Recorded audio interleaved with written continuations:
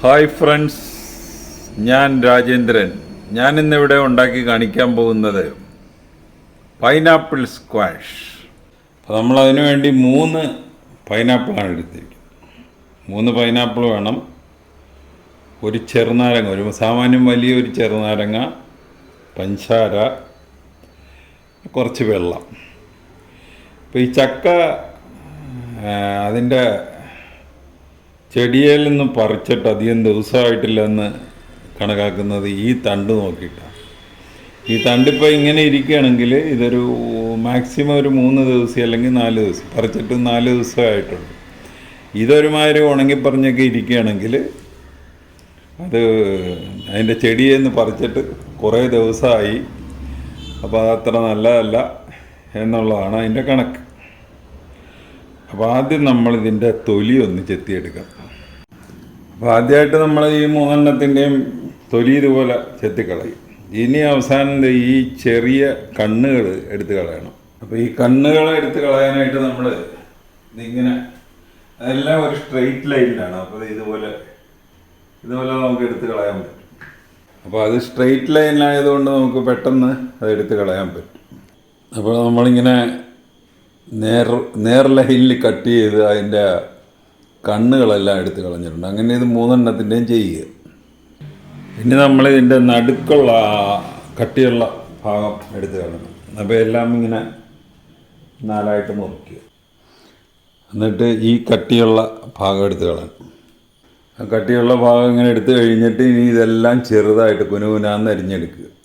അപ്പോൾ ഇങ്ങനെ എല്ലാം അരിഞ്ഞെടുക്കുക. അടുത്ത സ്റ്റെപ്പ് എന്ന് പറയുന്നത് നമ്മൾ ജ്യൂസർ എടുക്കുക. ജ്യൂസറിൽ കുറേശ്ശെ അടിച്ച് ജ്യൂസ് ഉണ്ടാക്കുക. അപ്പോൾ നമുക്ക് ഏകദേശം 1 ലിറ്റർ ജ്യൂസ് കിട്ടിയിട്ടുണ്ട്. അപ്പോൾ 3 കപ്പായിക്കോട്ടെ. 1 കപ്പിൽ 240 ഗ്രാം പഞ്ചസാരയാണ് ഉള്ളത്. അപ്പോൾ അതൊന്ന് പാനിയാക്കി എടുക്കണം. അപ്പോൾ പാനിയാക്കി എടുക്കുന്ന പാത്രം എന്ന് പറയുന്നത് നമ്മൾ മിക്കവാറും ഈ പാത്രങ്ങൾ കറിയൊക്കെ ഉണ്ടാക്കാനായിട്ട് എടുത്തിട്ടുള്ളതായിരിക്കും. അപ്പോൾ അതിൻ്റെ സ്മെല്ലൊക്കെ പോകത്തക്ക രീതിയിൽ നല്ലപോലെ സോപ്പിട്ട് കഴുകി കഴിഞ്ഞിട്ട് ഇതിനെടുക്കാം. നമ്മളിപ്പോൾ ഇവിടെ 3 കപ്പ് വെള്ളമാണ് എടുത്തിരിക്കുന്നത്. 3 കപ്പ് എന്ന് പറയുമ്പോൾ ഏകദേശം 3/4 ലിറ്റർ. അതിനി തിളക്കാനായിട്ട് വെക്കുക. പഞ്ചസാര ഇതിലിപ്പോൾ 3 കപ്പ് പഞ്ചസാര ഇടാന്ന് വെക്കുക. മധുരം ഇച്ചിരി കൂടിപ്പോയാൽ കുഴപ്പമില്ല. ഇത് ഇടയ്ക്കൊക്കെ ഒന്ന് ഇളക്കി കൊടുക്കണം. അല്ലാതെ കണ്ടിന്യൂസ് ആയിട്ട് നമ്മളിൽ ഹലുവായി കിളക്കണ പോലെ ഒന്നും ഇളക്കേണ്ട കാര്യമില്ല. അപ്പോൾ ഈ സമയമൊക്കെ നമ്മൾ ഹൈ ഫ്ലെയിമിലിട്ടാൽ മതി. ഇത് നമ്മളിപ്പോൾ ഉണ്ടാക്കാൻ പോകുന്ന സ്ക്വാഷ് എന്ന് പറയണത് ഒരു സിന്തറ്റിക് പ്രിസർവേറ്റീവും ആഡ് ചെയ്യാതെ ഉണ്ടാക്കുന്ന അപ്പോൾ ഇതാണ് നമ്മുടെ പ്രിസർവേറ്റീവായിട്ട് നാരങ്ങാനീര്. അല്ലെങ്കിൽ നമ്മളിതിൽ ചേർക്കുന്നത് ഈ സിന്തറ്റിക് സിട്രിക് ആസിഡ്. ഇപ്പോൾ അതൊന്നും ഇവിടെ നമ്മൾ ചേർക്കുന്നില്ല. നമ്മളിതിൽ എല്ലാം നാച്ചുറലായിട്ടുള്ള സാധനങ്ങളാണ് ചേർക്കുന്നത്. പഞ്ചസാരയൊക്കെ ഇതിൽ അലുത്ത് കഴിഞ്ഞിട്ട് നമ്മൾ കുറേശ്ശെ ഈ ജ്യൂസ് ഉണ്ടാക്കി വെച്ചിരിക്കുന്ന ജ്യൂസ് ഇതിലോട്ട് ഒഴിക്കുക.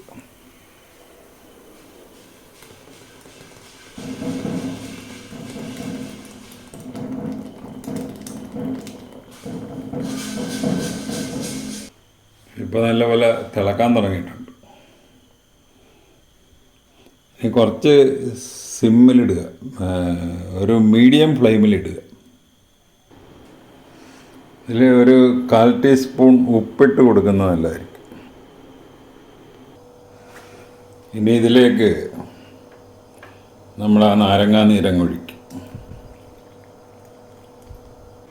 അപ്പോൾ ഇത് ഒരു നാച്ചുറൽ പ്രിസർവേറ്റീവാണ് ഈ നാരങ്ങാനീര്. ഇപ്പോൾ ഒരുമാതിരി സ്ക്വാഷിൻ്റെ കോൺസിസ്റ്റൻസി ആയിട്ടുണ്ട്. അപ്പോൾ ഇത് തീ ഓഫ് ചെയ്യുക. തീ ഓഫ് ചെയ്തിട്ട് നമ്മൾ ഒരു കുപ്പി പാത്രത്തിലാണ് ഇതിനെ എടുക്കാനുള്ളത്. ഇതുപോലത്തെ ഒരു കുപ്പി പാത്രത്തിൽ. അപ്പോൾ ഇതിൻ്റെ അകത്ത് വേറൊന്നും വിട്ട ഈ സുഗന്ധദ്രവ്യങ്ങളൊന്നും വിട്ട പാത്രം ആയിരിക്കരുത്.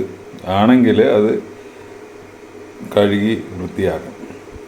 അപ്പം ഞാനിപ്പോൾ ഇവിടെ ചെയ്യാൻ പോകുന്നത് ഇതിൻ്റെ അകത്ത് കുറച്ച് നിറച്ച് തിളച്ച വെള്ളം ഒഴിച്ച് കുറച്ച് നേരം വെക്കാൻ പോവുകയാണ്. അപ്പോൾ ഇതിൻ്റെ അകത്തുള്ള ബാക്ടീരിയയൊക്കെ നശിച്ചു പോകും.